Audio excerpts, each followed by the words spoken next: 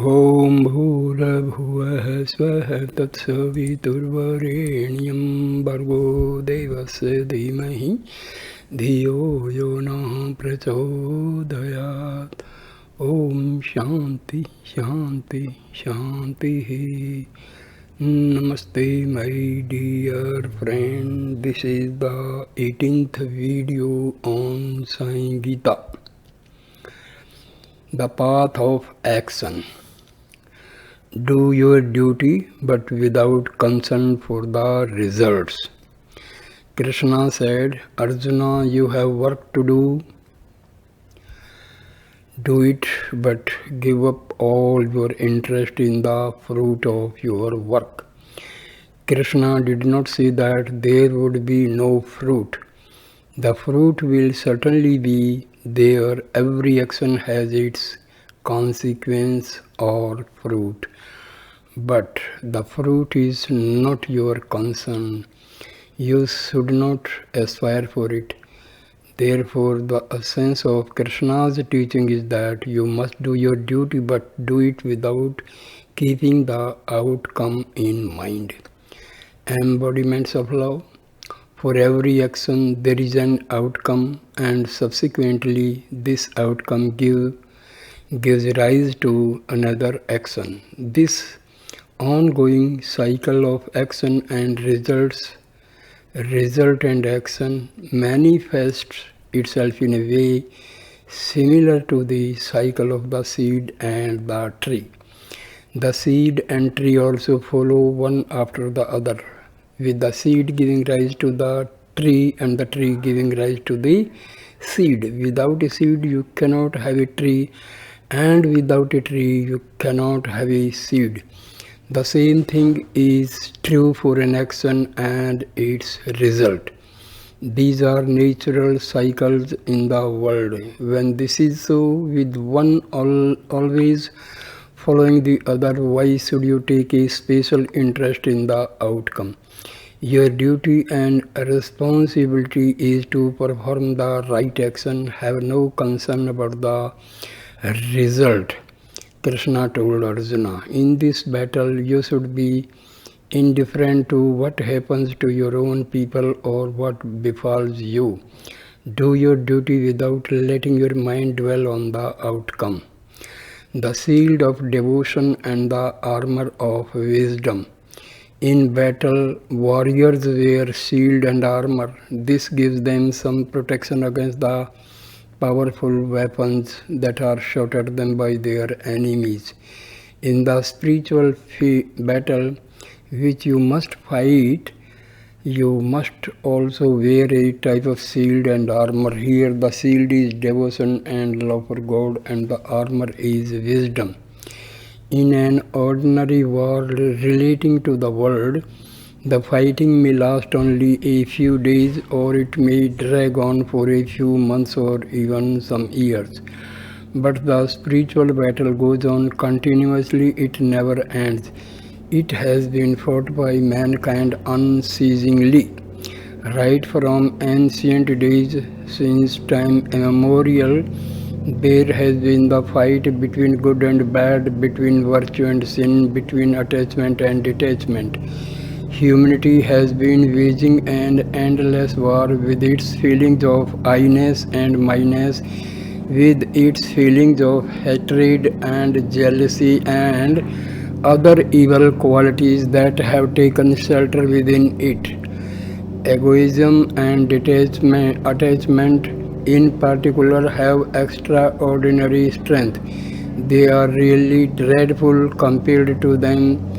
You, the individual who is fighting them, are not so strong. You are really quite weak. In fact, you have become so dominated by these negative qualities that, like Arjuna, you have identified yourself with them. Now, to fight such powerful enemies and qualities, you have to follow the directions of the indwelling Lord, and you have to wear a very strong shield and armor. The mighty shield and armor that you have to wear in this spiritual battle are devotion and wisdom. They will protect you from such formidable enemies. When you have a parasol to shade you, you are not troubled by the hot sun. When you wear sandals or shoes, you are not concerned about stepping on a thorn. When you wear a shield and armor, you are not too much bothered by the weapons being hurled against you. Therefore, Arjuna, Krishna said, in this inner battle, you must don your spiritual shield and armor.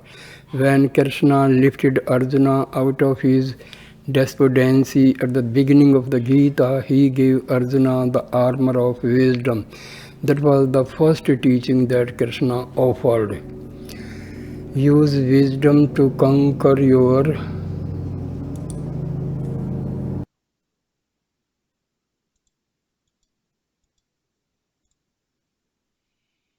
Use wisdom to conquer your inner enemies. Krishna said to Arjuna, all these attachments that you now have all these desires to possess things are not tendencies that you acquired yesterday or the day before. They have been with you for numerous births and they are responsible for all the pain that you are experiencing. You have no way of knowing when you will finally be able to rid yourself of the pain they have caused. But you cannot do much about the past, so do not worry about it.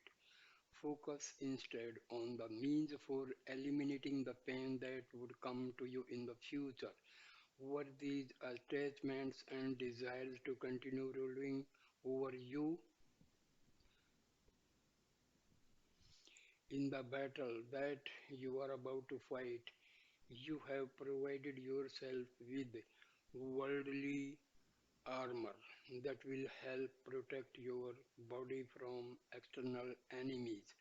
But how will you be able to protect yourself from the internal wisdom, from the internal enemies which you are battling inside you? To protect yourself from them, you have to wear the armor of wisdom. You are concerned about your external enemies, but you are not thinking about the inner enemies at all. If you succumb to your inner enemies, you will never be able to conquer your external enemies. Therefore, first conquer these inner enemies. It is natural to search for a doctor when you are sick and suffering, but it is of great importance to see to it that you do not contract any illness in the first place. It is said that an ounce of prevention is worth a pound of cure. From earliest times, the inner enemies have been subduing mankind and filling human beings with sorrow. As long as you are filled with egoism and attachment, you will not be able to free yourself from grief and sorrow. You have been engaged in wrongful actions and these have been responsible for all your pain. Does this mean that you should abstain from action? No, you have no choice but to act. You must act and you are free to enjoy your actions as well. But from now on, you must perform all your actions properly in a way which will not accrue harmful consequences and pain to you in the future. In keeping with this, it is very important that you understand the underlying principles of right action. Every worldly experience can be traced to karma. Action is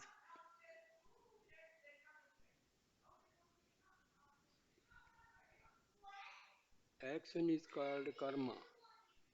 You are born in karma. You develop in karma and you die in karma.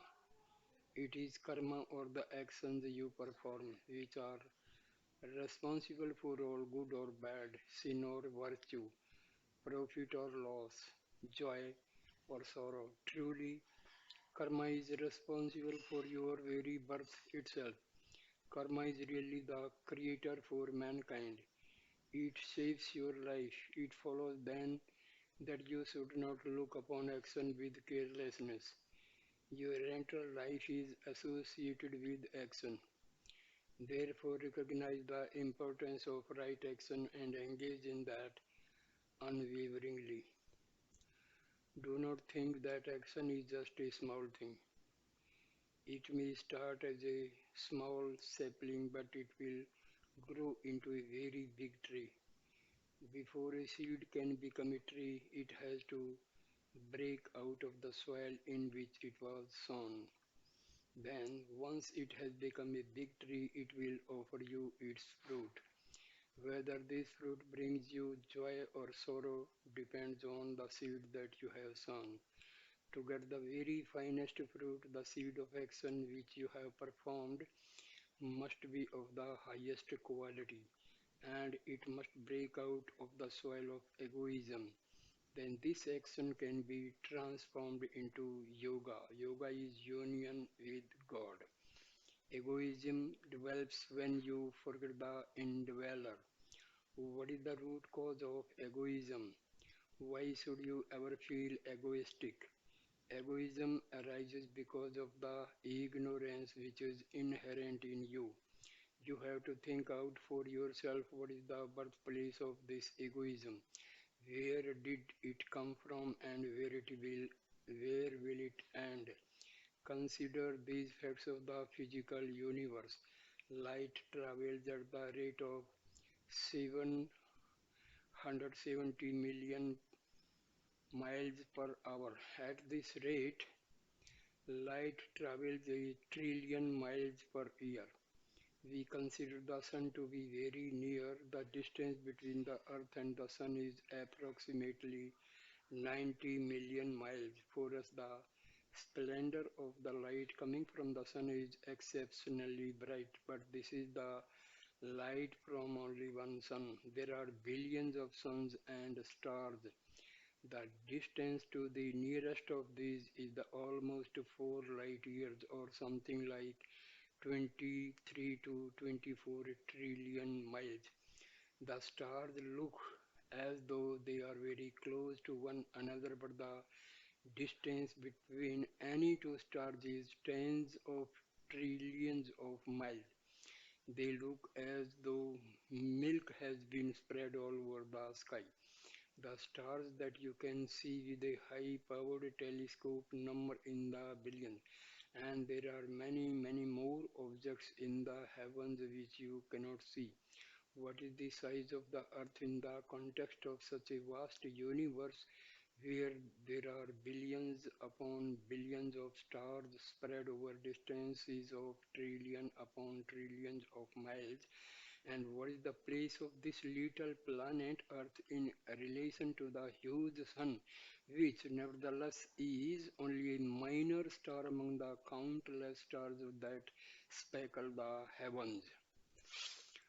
On this earth, what is the size of the country in which you are a citizen? What is the size of the state you are living in? How small is this district that you are now in? And how much smaller is the little town that you call home? And then how very much smaller still are you on this tiny plot of land that you occupy within it? If such is the scale of the universe and such is your size in it, why are you so puffed up with egoistic feelings? If you were to take true cognizance of the vastness of the world, you would not have any egoism. Only when you are oblivious of the greatness of the universe in relation to your minute size can you ever be filled with such a foolish action. Perhaps you are proud of your own body, but the body consists of only the five elements. One day or another it will perish. Only the indweller is permanent. It does not have birth or death. It does not grow or decay. It shines everywhere. In the whole world it is the one permanent entity shining as the effulgent one. In a sea of changing forms, it is behind every form. It is the splendor animating every feature in the vast universe.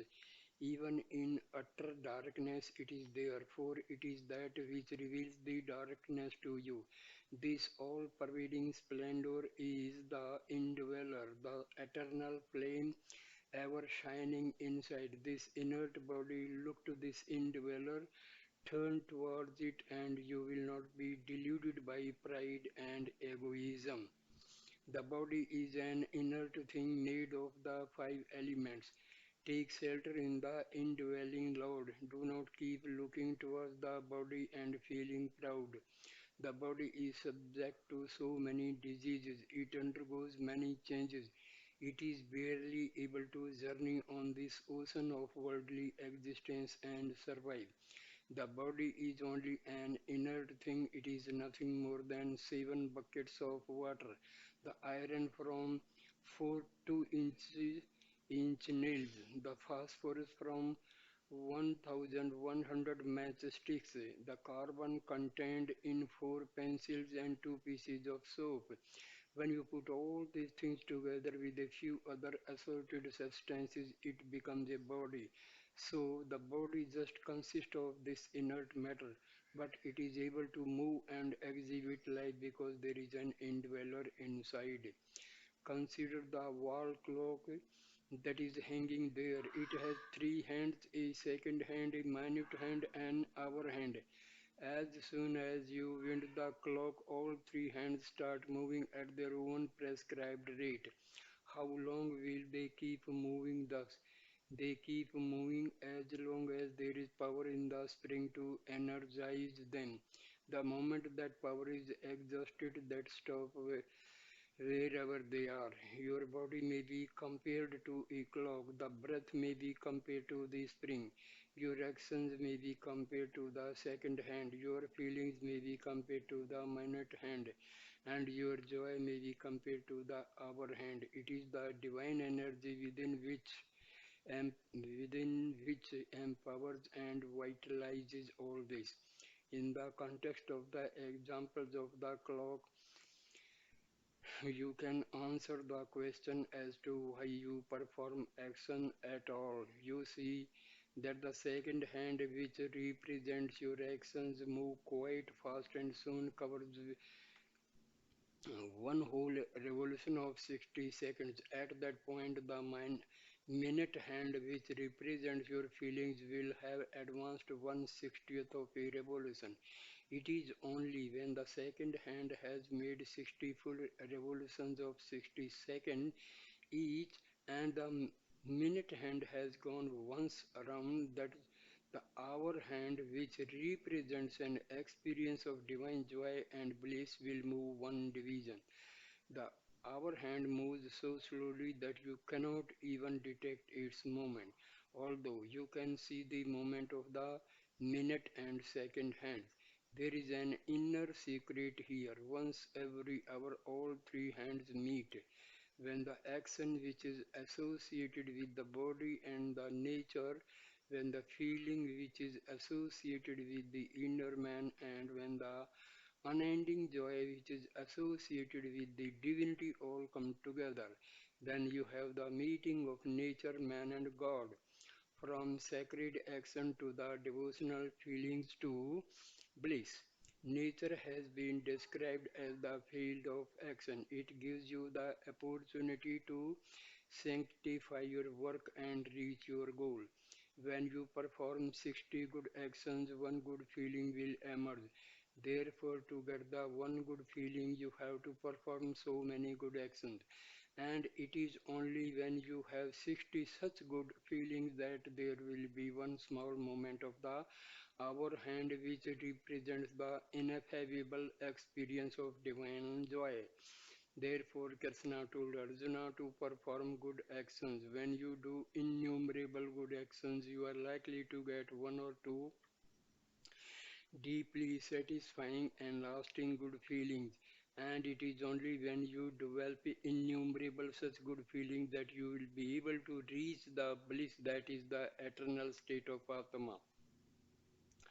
Therefore, you must start by performing many good actions. The body has been given to you for this specific purpose of performing actions.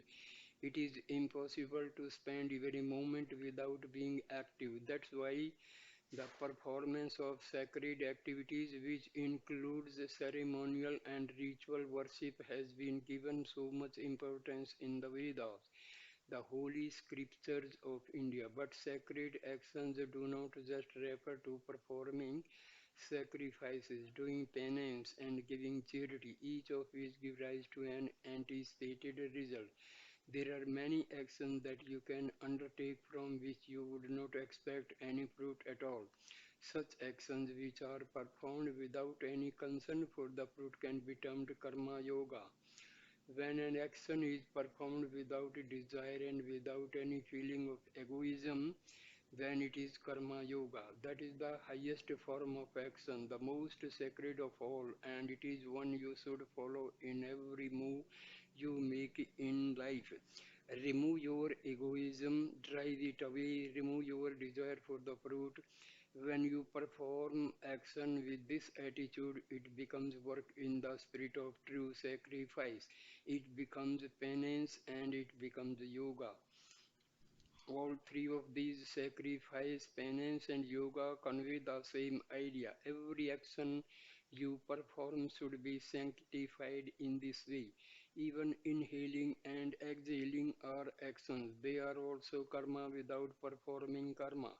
Man cannot live for even a moment in the world, but karma associated with ego will always be narrow and harmful. Food gives rise to thoughts, feelings, and actions. Therefore, perform all actions with only the feeling of sacrifice in your heart, not with a self serving feeling of egoism. The results will be good or bad, beneficial or harmful, depending on the type of actions you perform. The actions themselves depend upon the feelings of selflessness or selfishness you have. The feelings in turn depend on the thoughts you harbor, and the thoughts depend on the food that you consume. Therefore, you have the sequence of food leading to thoughts, thoughts leading to feelings, feelings leading to actions, and actions leading to results. These results in turn lead to more feelings, ones of pain or joy, depending on the nature of the action, feeling, thoughts, and food. From this, you see this great importance of always taking in very pure and wholesome food. Assume that a sage performing a Vedic ritual makes a small fire as is prescribed by the scriptures. The smoke pouring forth will depend on the type of fire that was made. A cloud will form as a result of the smoke that has risen up. Water vapor condenses due to the cloud and there are droplets of rain. The crop blow depend on the rain and so the food that is consumed depend upon the crop. Finally, the physical body being the same as food depends on the food that is taken in. Therefore, even food can be traced back to the type of actions. In this case, to the fire that had been built and the sacrifice that had been performed. Focus on the action, not on the fruit. If your actions are good, then your birth will be good. Your actions are the original cause. Your birth is the final result. In this context, Krishna said, keep all your attention on performing good deeds. Do not pay any attention to the fruit. The fruit will follow the result. The fruit will follow by itself, but your focus should be on the action. In the past, you have been associated with a number of good or bad actions, and as a result, you are now enjoying or suffering their consequence in the form of joy or sorrow. How do you get rid of the sorrow that is the result of your past bad actions? It is only by engaging in good actions that you can remove this sorrow. That is the reason why action has been given primary importance in the Vedas. Bad actions must be replaced by good actions, which then lead to totally selfless actions. where there is no personal interest in the fruit. This then becomes a karma yoga and brings you into action with the divinity. If you are careless with your actions or if you waste your actions, your whole life becomes a waste. Life has been given to you so that you engage yourself in good karma and ideal activities. Karma does not mean just performing actions with the body. Karma is the very name of the body itself. Since the body has come as the result of actions performed previously, one of the meanings of karma is body. Body is the consequence of actions. It is associated with time, circumstance, and causation. But this applies only to the waking state. In the dream state, the body is inactive, so there cannot be any action at all. There will only be the illusion of action or maya. In dreams, all the senses will be still. In the state of deep sleep, which has been called the causal state, there will not even be any mind. Beyond this state is the ultimate source, that which is called the great cause, the original cause. It transcends the causal state. This original cause is the divinity. Here is a small example to illustrate these states. Those of you who are students walk here from the hostel, which is about 1 kilometer away. At 4:15 in the afternoon, you leave the hostel, and by 4:30 you reach the gates of the ashram. So it takes you about 15 minutes to move your body from the hostel to this complex.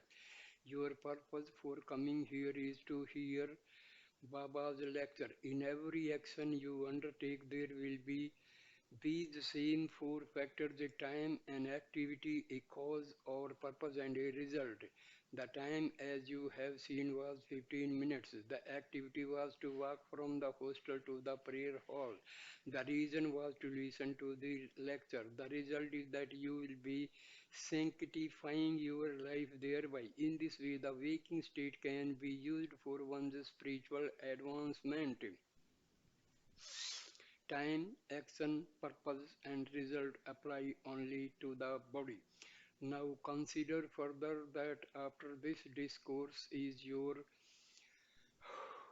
over, you return to the hostel. After you have had your dinner, you relax on your bed and go off to sleep.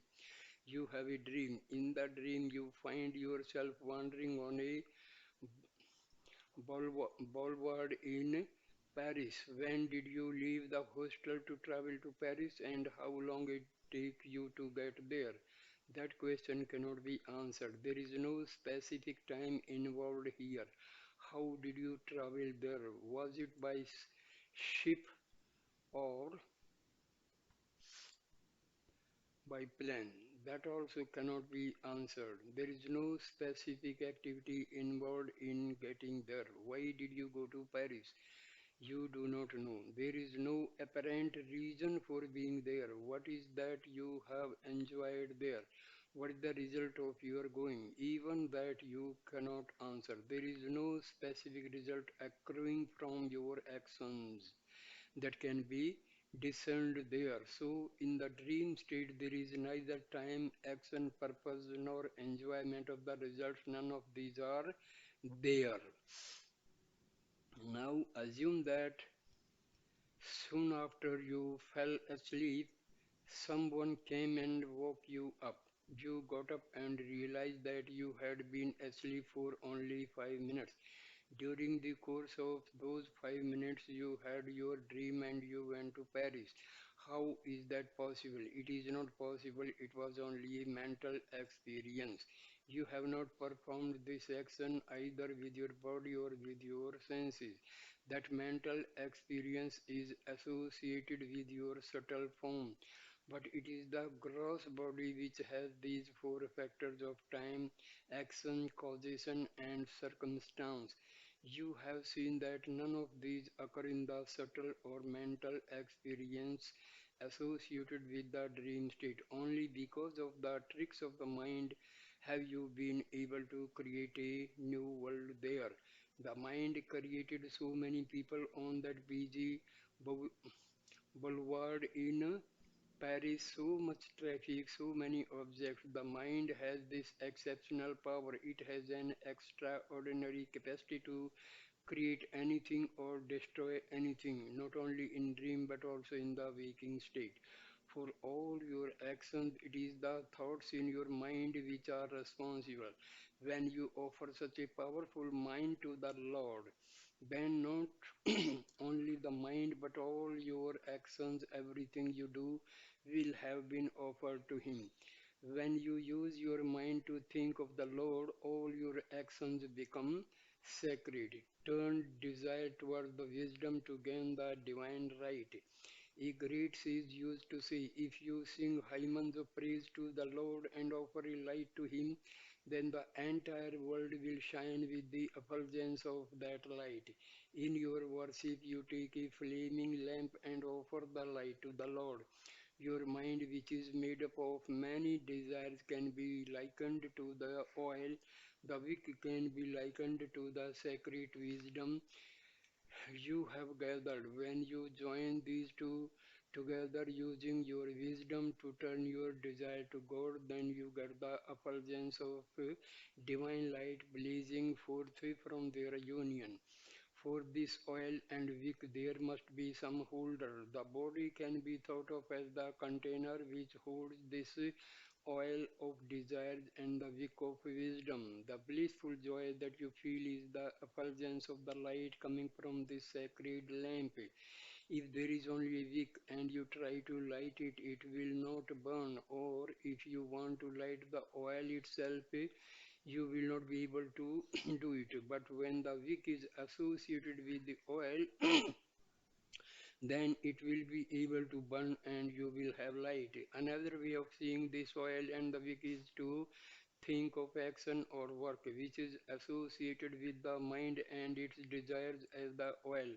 The buddhi or the intuitive intellect which is associated with the wisdom can be thought of as the wick. When you combine these two, namely action and buddhi, in other words, when you make all your actions sacred following the dictates of your highest inner motivator, then the light will shine forth. This light is the eternal light of the Atma. When all your actions become sacred, you will come into awareness of your eternal truth. You will be bathed in the light of the one immortal itself.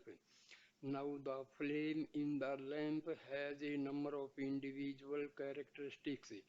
When there is a breeze, the flame will flicker. When water comes on it, it will sputter, making some sound. If there are impurities in the oil, it will give forth smoke. It also gives off heat. If you touch it, it will burn you. And depending on the type of oil and the flow of air, there will be different colors to the light emerging from the flame. These various characteristics belong to the flame, but they are not associated with the radiance that emerges from the light of that flame. There is only one characteristic to that radiance, that is, it envelops all it touches in the splendor of its effulgence. The flame has a number of different attributes, but the effulgence of the Atma has only the one attribute of illuminating and removing darkness. That immortal inner light of the Atma is given equally to all people. That is its one encompassing quality. But for the flame of life, there will be many individual characteristics, many changes and problems will come into it. The three types of actions. There are three types of activities emerging from different aspects of this flame of life. There are the ordinary actions which lead to ordinary results, which in turn lead to more actions in an endless cycle. This is like a flame that burns steadily one moment and sputters the next, or burns in various hues and at various temperatures.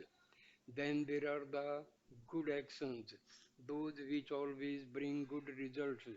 These good actions are like an unchanging flame which is ever steady. This second type of activity applies to performing your worldly duties in righteous manner, being active in good causes, engaging in devotional practices, etc.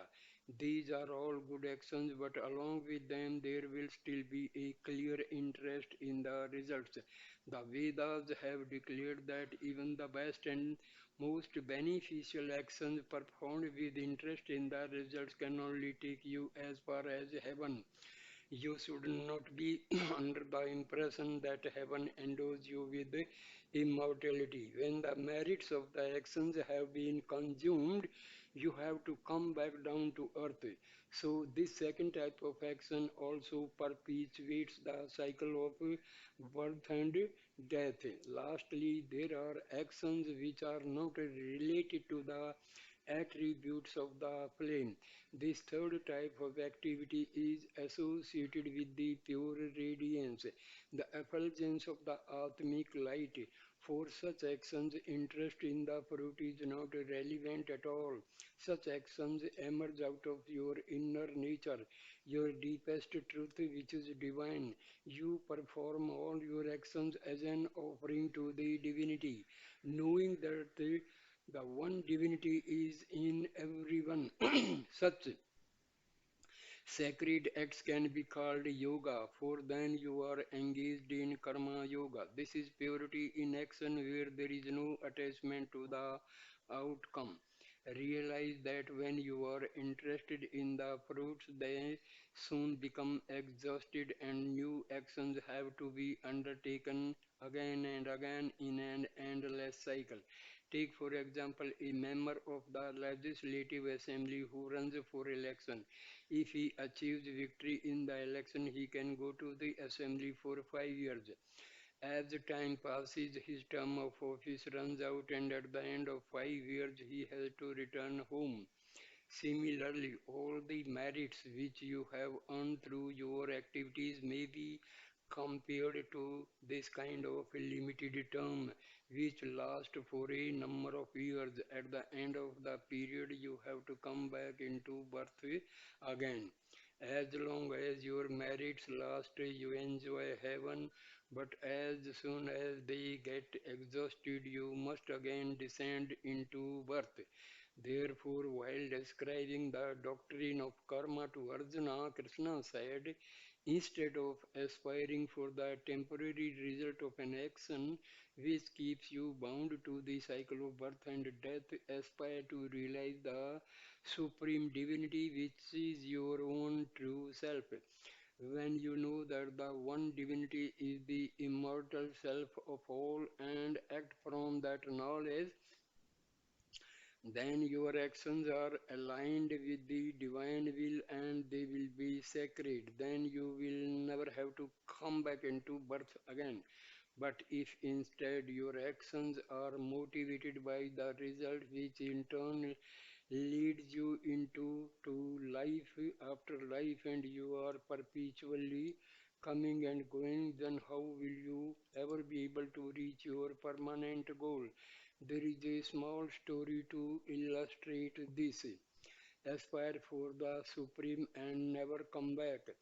An an inveterate thief was caught in the act of stealing and was put into prison. It was decreed in court that he be imprisoned for 6 months. The 6 month period soon passed and the day arrived when he was to be released.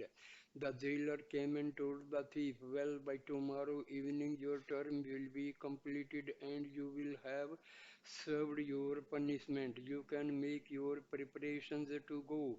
Collect all the personal possessions that we are holding for you and be ready to leave. The thief was not overly happy to hear this, but he was not unhappy either. He was just indifferent, for he knew what was to happen. Let the articles remain here, he said.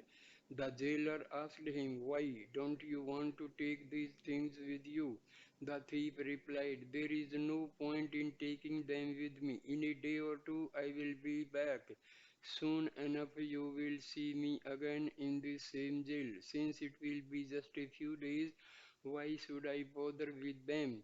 So this thief knew that he was going to indulge in stealing again, that he would be caught and punished again, and undoubtedly he would land right back in this same prison. In the same way, your actions may be compared to this coming and going of the thief. You perform action in your life here on earth. In time, you are motivated to make all your actions and good actions, and they produce good results. Afterwards, you go to heaven when your term there has expired, you come back again to earth. Krishna said this process of going up and coming down is not good. At this point, Krishna gave Arjuna the sacred teachings. He directed Arjuna to seek out the place of eternal truth and abide there. Once you are established in that permanent place, abiding in your immortal self, actions can be actions can no longer bind you. Then there will be no need to ever come back again, for you will be established in the permanent bliss of the Atma. Compared with this exalted state, earthly and heavenly joys are like mere atoms in the infinite universe. The yoga of action. The yoga of action, relinquishing the fruit. Krishna told Arjuna repeatedly, Arjuna, do your duty, engage yourself in rightful action, but do not aspire for the fruit of your action. Krishna's intent was to turn all of you, all of Arjuna's action into sacred actions, into karma yoga, and thereby help him to reach the spiritual goal, embodiments of love. In the world, all actions are performed for the sake of the rewards, or what can be called the fruits. If there were no fruits resulting from their actions, if they were not compensated or paid in some form or other, the great majority of human beings would not undertake any work at all. What is Krishna's objection to Arjuna aspiring for the fruit of his labor? When, al- when almost everyone performs actions for the sake of the reward, what is the deeper meaning in Krishna directing Arjuna to perform all his actions without expecting any reward?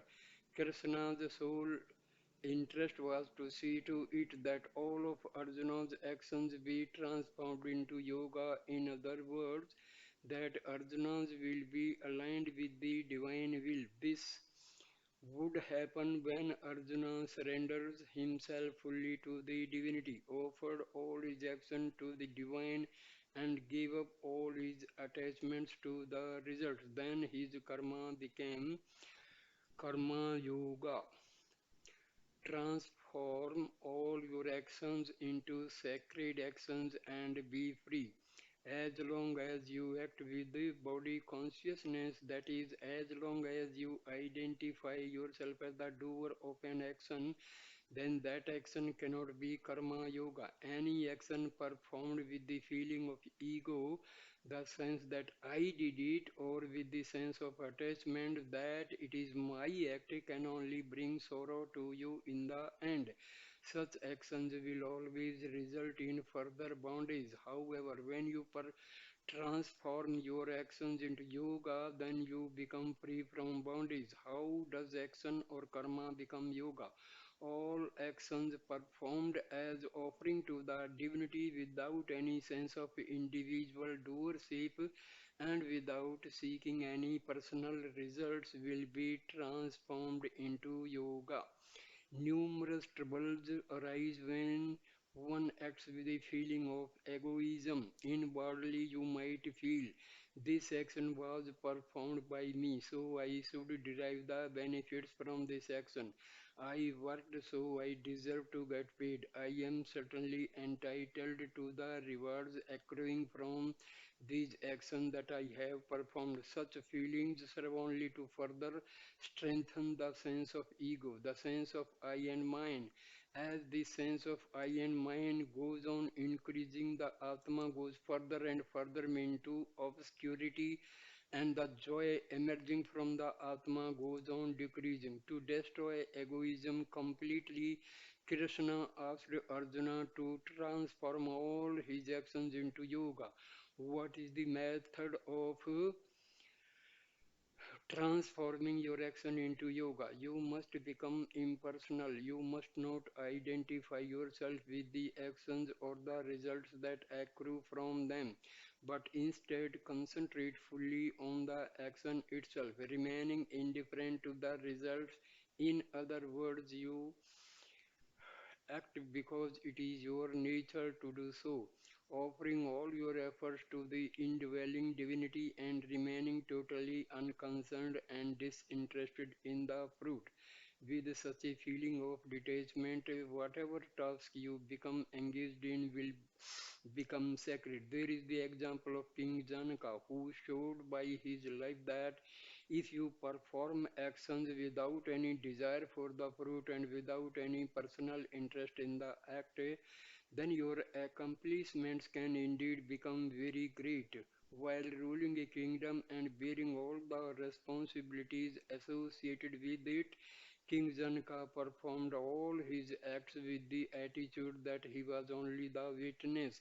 Because he acted without any attachment to the results, Janaka became a sacred king, a monarch who was also a yogi.